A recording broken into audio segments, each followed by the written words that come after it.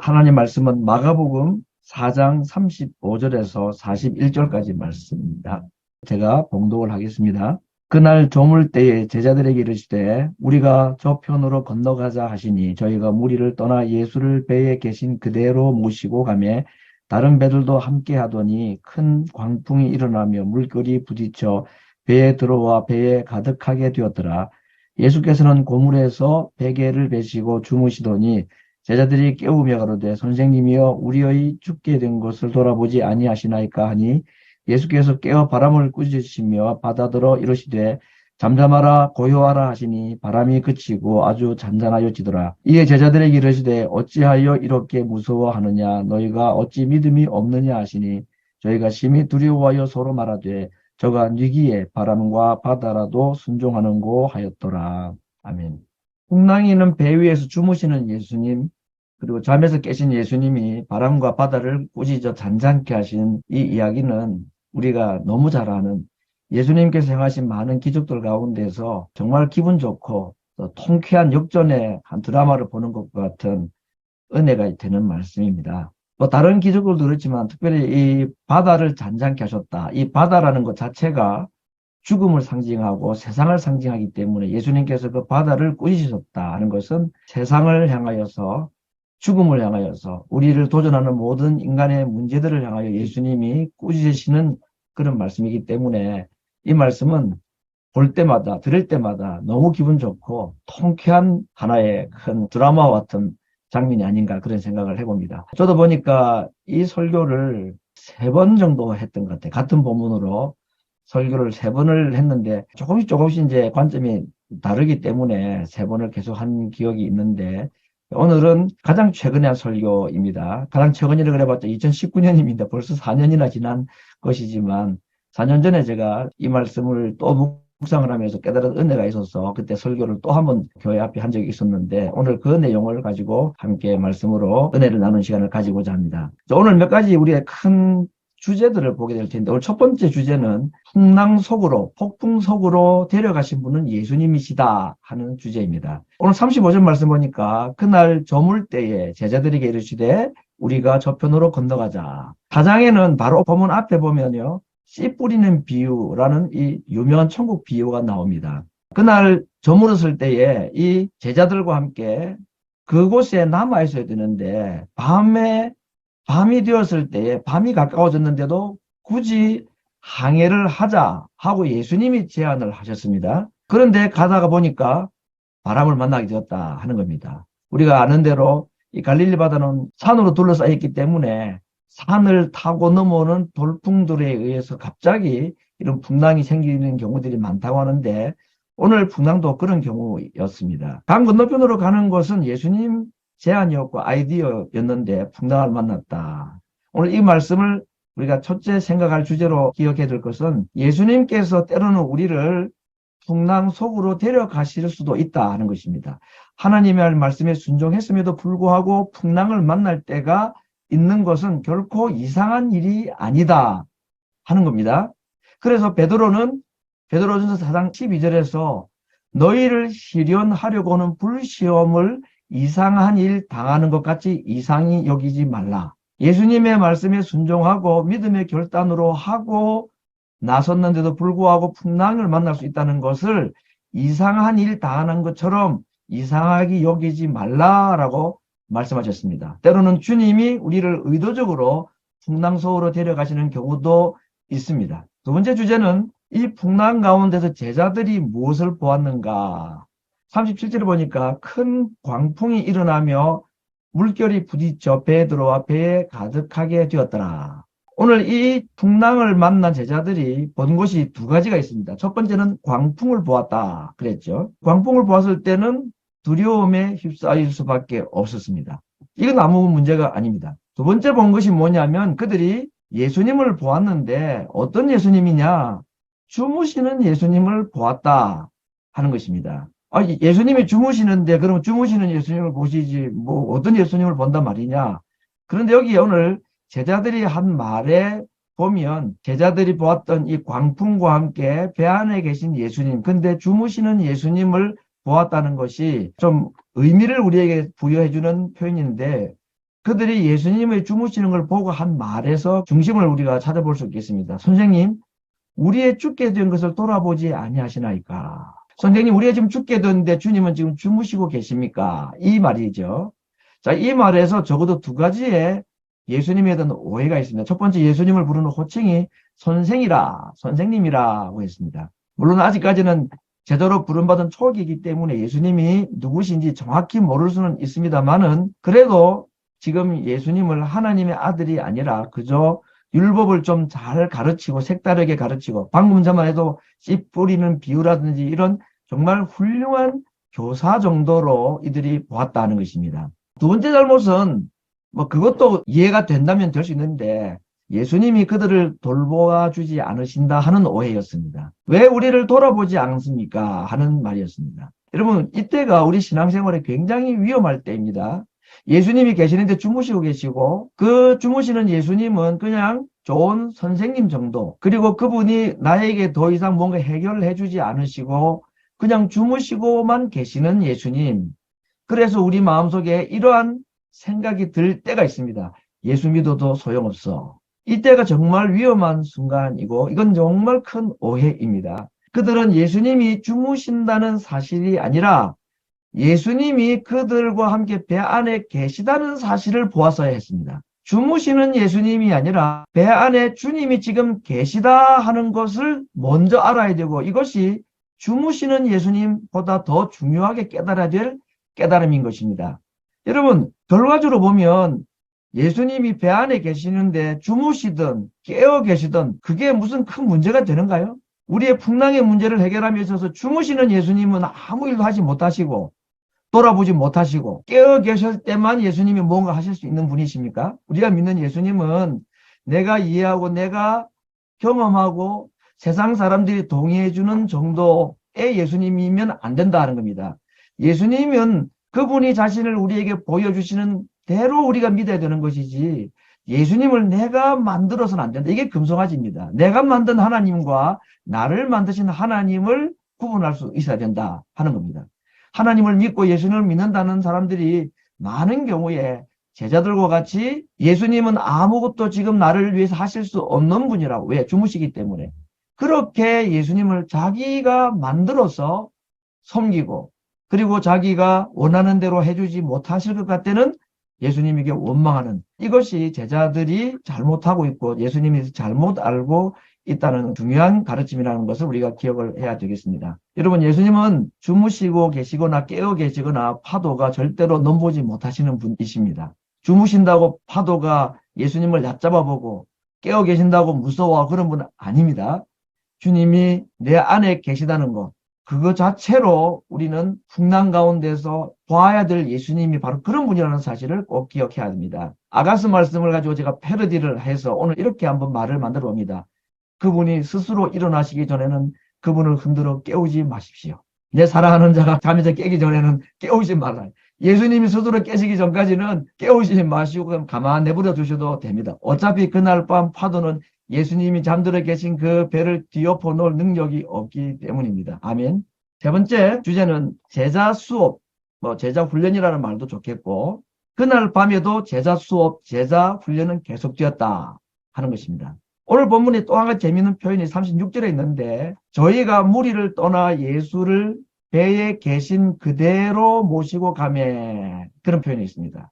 이게 어떤 표현이냐면 4장 1절에 보면은 예수께서 다시 바닷가에서 가르치시니 예수님이 제자들 무리들을 어떻게 가르치냐면은 큰 무리가 모여들었기 때문에 예수님은 배 위에 올라 앉으시고 바다에서 배를 좀 띄워달라고 해서 무리들은 바다 육지에 서 있고 앉아 있고 예수님은 바다에서 약간 떨어진 배 위에서 지금 가르치고 계십니다. 그리고 다른 제자들도 지금 배 위에 있는 상태입니다. 얼마인지 모르지만 배 위에서 육지에 있는 무리들을 향하여서 설교하고 가르치셨다고 그랬습니다. 그리고는 해가 저물어질 때에 오늘 36절에 보니까 저희가 육지에 있는 무리를 떠나 예수님을 배에 계신 그대로 배를 타고 바다 건너편으로 가셨다. 그 말이죠. 그러니까 제자들과 예수님은 지금 설교하시는 내내 배 위에 함께 올라앉아 계시다가 다시 육지에 내리시지 않고 그 길 그대로 지금 다음 장소, 오늘 본문 다음에 나오는 그라사라는 그 귀신 들린 사람, 그 사람의 무덤가로 가시기 위해서 바다를 이제 가시는데, 그날 밤에 분명히 갈릴리 지역에서 주무셔야 되는데 밤에 항해를 할 목적으로 그대로 떠나셨다. 그러다가 풍랑을 만났다 하는 것입니다. 자, 이 말이 무슨 말씀이냐면 지금 제자들은 거의 하루 종일 예수님과 함께 있고 예수님 말씀을 계속 배 안에서 들었습니다. 그래서 예수님을 누구보다도 많이 경험하고 체험하고, 그래서 아무것도 달라진 것이 없는 그대로 배를 타고 이동을 했는데 풍랑을 만났는데, 제자들은 뭔가 예수님이 지금 달라졌다고 생각을 합니다. 더 이상 우리를 도와주실 수 없는 분인가 생각을 했지만, 달라진 것은 제자들이었고 변한 것은 그들의 믿음이었다 하는 겁니다. 여러분, 이 사실을 우리가 정말 깊이 있게 인식을 하는 것이 필요합니다. 정말 주님이 나를 더 이상 도와주실 수 없다 싶은 때, 정말 이제는 이 문제를 내가 스스로 해결할 수 없는 문제다고 생각이 들 그때에 변한 것이 예수님이 아니고 내가 변했다는 것을 인정해야 됩니다. 내 믿음이 변한 것이지 예수님의 능력이 변한 것이 아니고 나의 믿음이 변하고 약해진 것이지 예수님이 변하신 것이 아니라는 것을 계신 그대로 배를 타고 가셨다 하는 이 표현에서 누가 변했느냐? 내가 변했다는 거죠. 내 믿음이 약해진 것이고 예수님이 변하신 것이 아니라는 것을 꼭 기억해야 됩니다. 오늘 본문 바로 앞에 제가 어떤 비유를 가지고 예수님이 말씀하셨다고 얘기를 하였느냐 하면, 돌짝밭, 길가, 가시밭, 옥토, 이 씨 뿌리는 비유의 말씀을 하시고 오늘 이 본문의 사건이 일어났습니다. 자, 그렇다면 오늘 제자들이 예수님의 말씀을 많이 들었고 무리들에게도 말씀하셨지만 제자들에게 특별히 예수님께서 복음의 씨앗을 많이 뿌렸지 않았습니까? 근데 지금 이들이 예수님을 믿는 믿음이 자랐고 열매가 맺어질 것 같은데 결국은 열매를 맺지 못하는 밭이 되고 말았습니다. 지금 제자들은 길가, 돌밭, 가시밭, 옥토 중에 어느 밭에 해당되는 상태일까?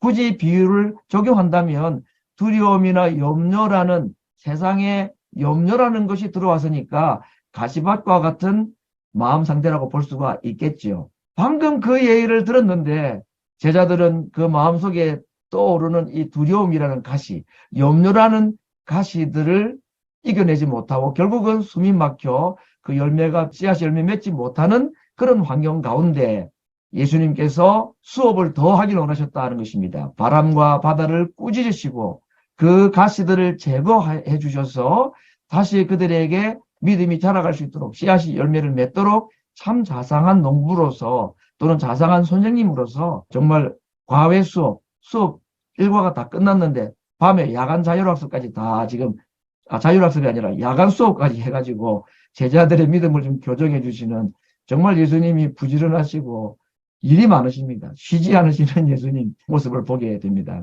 오늘 이 사건을 통해서 제자들이 깜짝 놀랍니다. 풍랑과 바람을 꾸짖을 때 그것이 순종하는 것을 보면서 그들이 뭐라고 말하냐? 이분이 누구시기에 바람과 바다도 순종을 하는가? 이게 질문입니다. 제자들이 지금 예수님의 말씀도 들었고 앞에서 다른 기적들도 보았고 그리고 오늘 풍랑을 잔잔케 하시는 일까지 보면서 그들이 예수님에 대한 질문을 합니다. 도대체 이분이 누구실까? 도대체 누구시기에? 라고 질문하는데 오늘 예수님은 당신이 누구십니까 도대체? 라고 묻는 이 제자들의 질문에 뭐라고 답하신다고 생각하십니까? 이 풍랑을 잔잔케 하시는 사건을 통해서 바람과 바다도 내게 순종할 수밖에 없는, 나는 이 온 자연을 만든 창조주이다. 너희가 보기에 그냥 율법을 잘 가르치는 선생 정도가 아니라 나는 이 온 자연을 통치하고 다스리고 창조하신 창조자이고 통치자이다 하는 것을 제자들의 물어 도대체 뉘시기에 할 때 그들에게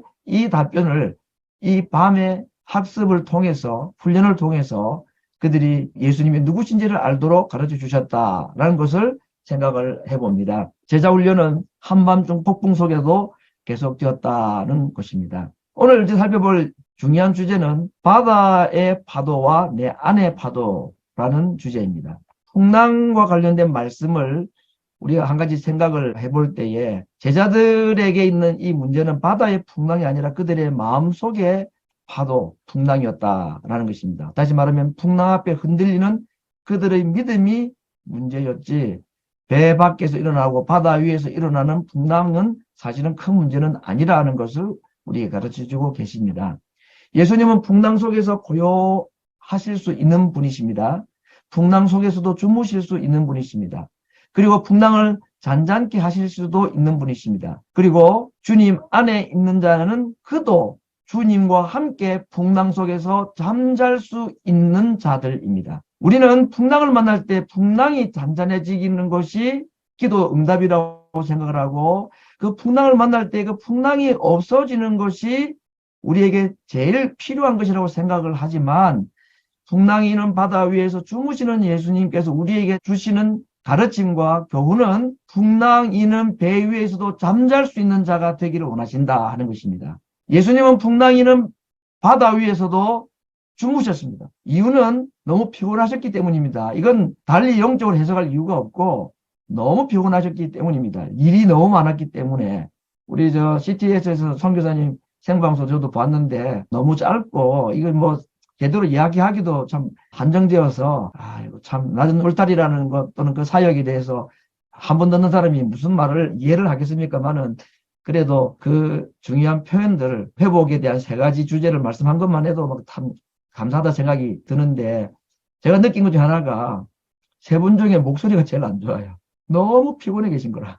두 분은 아주 목소리를 잘 가다듬고 아주 깨끗한 목소리를 하는데, 선교사님 그냥 하루에 몇 강의씩 하셔야 되니까, 제가 그래서 강의 내용도 그렇지만 너무 안타까웠습니다. 목이 꽉 이렇게 쉬어 있고 잠겨 있고 목이 피곤해 있는 걸 보면서, 저도 목을 많이 쓰는 사람이라 저는 다른 것보다도 목소리에 좀 민감하게 반응을 한 적이 있었는데, 예수님 너무 피곤하셨습니다. 그러니까 풍랑이 있는지 많은지 바람이 부는지 비가 들어오는지 뭐 이거 생각도 못할 만큼 고온히 주무셨다 하는 겁니다.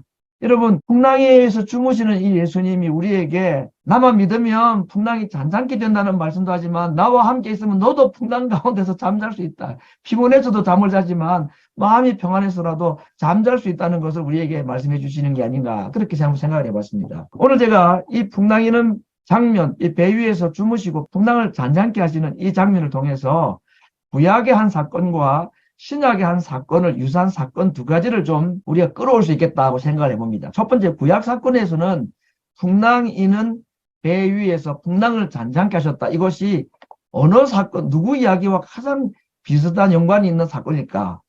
요나 이야기입니다. 물론 배경이 정반대입니다만은 요나 이야기와 너무 흡사하다 하는 것입니다. 자, 요나 이야기 우리가 알죠. 그가 하나님께 불순종하여서 배 밑창에 가서 깊이 잠이 들었다.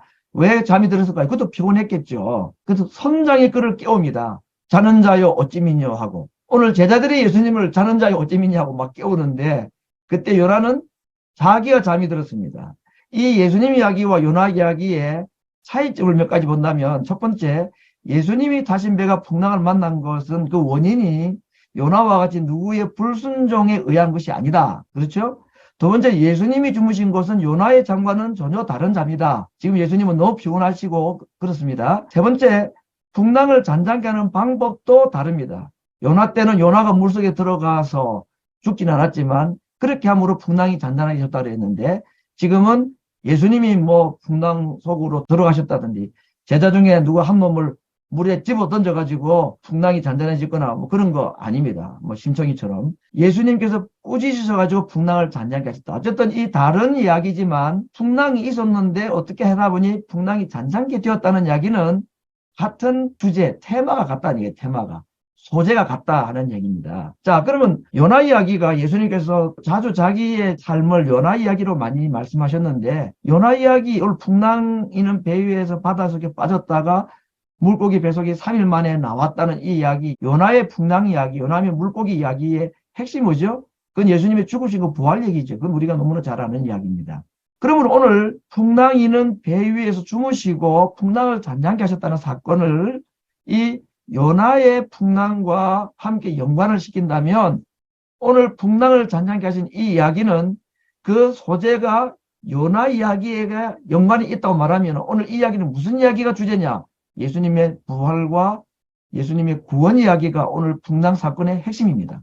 요나 이야기를 그대로 반복하는 것과 같은 장면으로 이 사건을 재현을 지금 하고 계시기 때문에, 오늘 이 풍랑 사건을 통해서 예수님께서 하시고자 하는 말씀은 자신의 부활 이야기를 하는 것이고 구원 이야기를 하는 것입니다. 그러므로 오늘 풍랑에서의 건지시는 이 이야기는 단순히 우리의 인생의 문제들 또는 풍랑에서 우리를 건져주시는 이야기를 넘어서서 우리를 정말로 어디선가부터 건지시기를 위하는 정말 깊은 풍랑이 있다는 것입니다. 그게 무엇이냐? 죄입니다. 죄. 우리의 죄성, 우리의 죄가 건짐받아야 될 풍랑이다 하는 것을 보여주는 것입니다. 우리는 우리 인생의 문제가 풍랑이라고 생각하고 이 문제가 빨리 해결돼야지 내가 편안하게 신앙생활도 할 수 있고 그래야지만이 하나님의 이름이 드러나게 되고 세상 사람들도 내가 믿는 하나님을 믿을 거라고 생각을 합니다.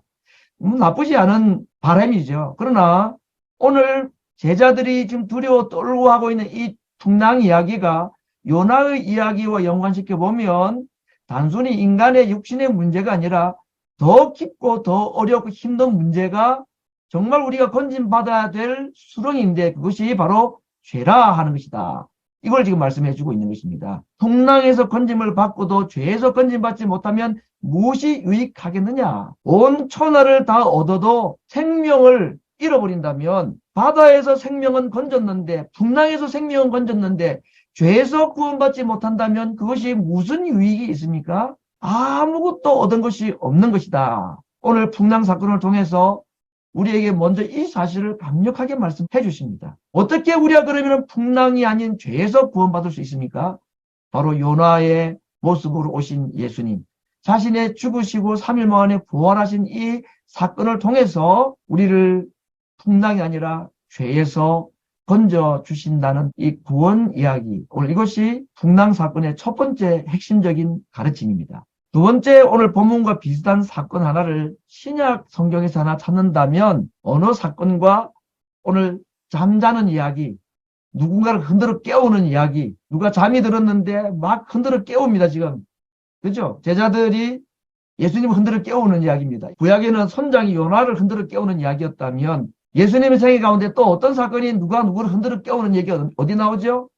예수님이 잠든 세 제자들을 겟세마네 동산에서 흔들어 깨우신 이야기입니다. 그러면 오늘 이 이야기는 불과 얼마 뒤에 있게 될 예수님의 겟세마네 동산에서의 기도를 연상케 해주는 또 하나의 사건이 연결된다고 볼 수도 있다는 것입니다. 오늘 제자들은 예수님께 우리의 죽게 된 것을 돌아보지 아니하시나이까 라고 외쳤는데 겟세마네 동산에서 예수님은 제자들에게 고민하여 죽게 되었는데 할 수만 있으면 이 잔이 내게 지나가게 달라고 기도하면서 제자들을 흔들어 깨우셨습니다. 내가 고민하여 죽게 되었다. 나와 한시 동안에 깨어 있을 수가 없더냐 하고 그들을 흔들어 깨우셨습니다. 죄인들을 대신하여서 하나님에게 버림당하시고 대신 형벌을 받으셔야 하는 예수님의 마음속의 풍랑은 예수님 혼자도 감당하기가 어려울 정도였습니다. 바다 풍랑은 잠자는 주무시는 예수님에게도 문제가 안 되었는데 마지막 십자가를 앞두고 하나님에게 버림당하시는 그 고통은 그 마음 속에 예수님이 가지고 계신 그 마음의 그 풍랑은 예수님도 감당하기가 어려울 정도였다고 말씀하고 있습니다. 오늘 풍랑에는 배 위에서 제자들이 우리의 죽게 된 것을 돌아보지 아니하시나이까 아우성을 치고 있는데 예수님은 얼마 뒤에 제자들을 흔들어 깨우면서 내가 고민하여 죽게 되었는데 어떻게 잠을 잘 수 있느냐라고 그들을 흔들어 깨우시는 그 주님의 마음의 풍랑을 어떻게 이길 수가 없어서 너무너무 힘들어하고 고통스러워하시는 예수님. 하나님께서도 그 모습을 보시고 가만히 계실 수가 없어서 천사를 보내셔서 예수님의 기도를 도와주실 만큼이나 예수님께서 정말 당하셨던 마음의 풍랑은 따로 있었습니다. 예수님께서 감당할 수 없는 그 하나님의 형벌을 받는 마음의 풍랑을 어떻게 이기셨습니까? 기도로 이겨내셨습니다. 정말 얼굴, 땀 구멍에서 피가 스며 나올 만큼이나 간절한 마음으로 기도하셨을 때에 또 하나님이 도우시는 그 기도의 힘으로 말미암아 그 마음속에 해결할 수 없었던 그 엄청난 마음의 풍랑을 잠재울 수가 있었고 그 기도가 끝난 이후에는 담대하게 십자가를 향하여 걸어가실 수가 있으셨다는 것입니다. 사랑하는 성도 여러분, 우리의 삶의 파도가 일 때에 다음 세 가지를 꼭 기억했으면 좋겠습니다. 첫 번째, 파도를 볼 것이 아니라 내 안에 나와 함께 계시는 예수님을 바라보시기를 바랍니다. 그냥 주무셔서 아무것도 하지 못하시는 분이 아니라 주무시기만 해도 나와 함께 계시는 그 주님에 대한 믿음, 그 주님을 바라볼 수 있으면 우리는 파도를 이길 수가 있습니다. 주님이 내 안에 계시기만 해도 파도는 우리를 절대로 삼키지 못합니다. 왜냐하면 내 안에 계신 그분이 파도를 만드신 창조주이시기 때문입니다. 우리 주 목소리 한 번만 발하시면 천하의 모든 것이 망하고 그것을 지으신 창조주께 파도를 향하여서 음성을 한번 발하시기만 하면 잔잔케 될 수밖에 없는 분, 그분이 내 안에 계시다는 사실을 언제 풍랑이 일 때에, 풍랑을 만났을 때에 그 주님이 내 안에 계시다는 사실을 꼭 기억해야 합니다.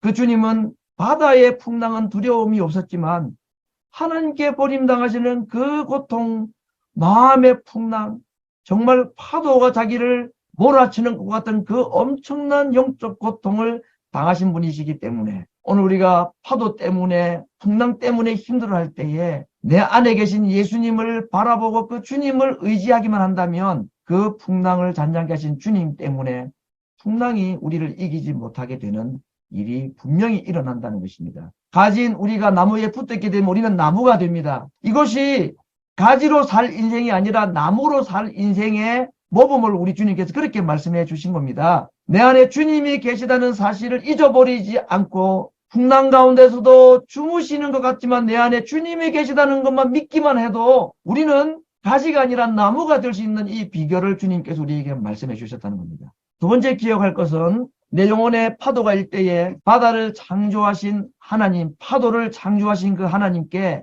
그 파도를 꾸짖어 달라고 부탁하는 것입니다. 오늘 본문 전후로 보면 예수님께서 하셨던 많은 일들, 성남 파도가 복종하고 군대 귀신이 복종하고 혈루병이 예수님께 복종하고 심지어는 죽음마저도 예수님께 복종하는 이야기들이 가득 차 있습니다.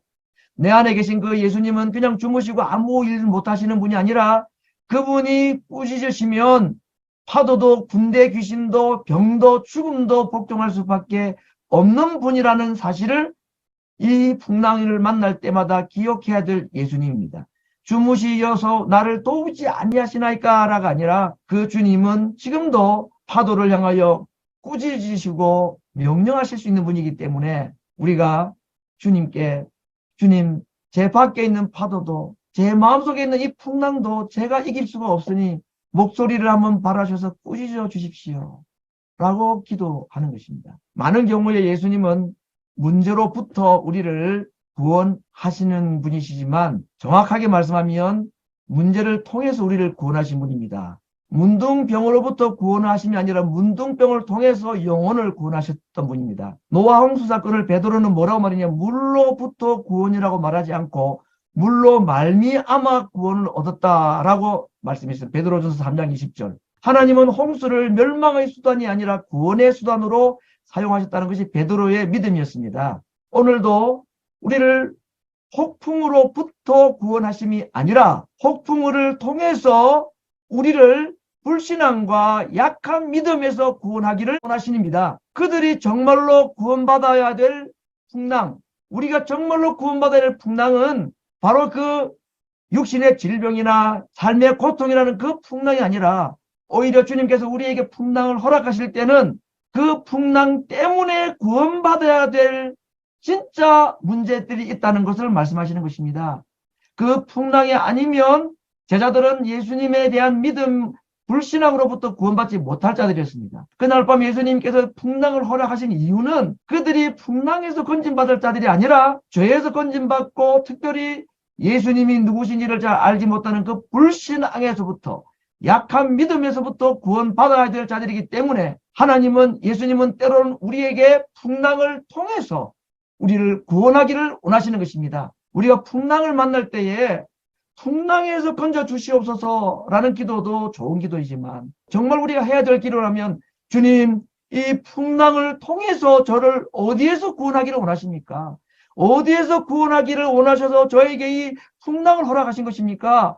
풍랑을 통하여 풍랑으로 말미암아 구원받을 불신앙이 무엇이며 저의 약함이 무엇입니까?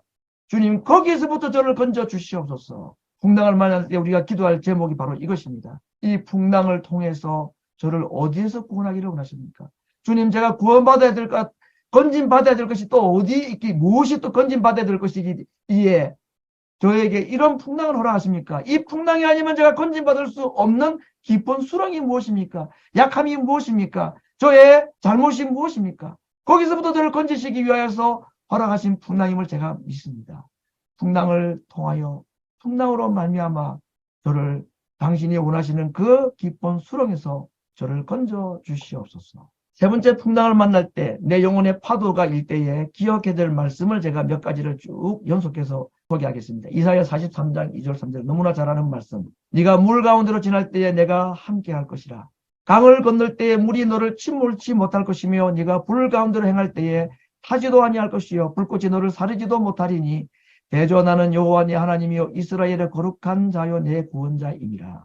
바울은 배가 끼어져 침몰당하는 일을 3번을 당했다고 했습니다. 유라굴로라는 광풍을 만났을 때 모든 사람이 죽는다고 아우성을 칠 때에 그는 사도행전 27장에서 이렇게 말했습니다. 나의 속한 바, 나는 누구에게 속해? 나는 내가 믿는, 내가 섬기시는 그 하나님께 속해 있다. 나의 속한 바, 나의 섬기는 하나님의 사자가 어젯밤에 내 곁에 서서 말하기를 바울아 두려워 말라. 네가 가이사 앞에 서야 하겠고 또 요 하나님께서 너와 함께 행선하는 자들을 다 네게 주셨다니 그러므로 여러분이 안심하라. 나는 내게 말씀하신 그대로 되리라고 하나님을 믿노라. 내 영혼의 파도가 일 때에 우리가 또 기억해야 될 두 번째 말씀이 바로 이것입니다. 나는 내게 말씀하신 대로 되리라고 나는 나의 하나님을 믿노라. 하나님이 내게 하신 말씀대로 되리라고 나는 내 하나님을 믿는다 하는 고백이 풍랑을 만날 때 우리가 두 번째 붙잡아야 될 말씀입니다. 바울은 그 후에 이렇게까지 고백했습니다. 고린도서 4장 8절 9절 우리가 사방으로 우겨쌈을 당하여도 쌓이지 아니하며 답답한 일을 당하여도 낙심하지 아니하며 받기를 받아도 버림받지 아니하며 거꾸리 뜨림을 당하여도 망하지 아니하고 언제 돌풍이 불지 모르는 갈릴리 바다는 우리 인생의 축소판을 그대로 보여줍니다. 예수님은 우리를 일부러 그곳으로 데려가시기도 하고 일부러 풍랑 속으로 인도하시기도 합니다.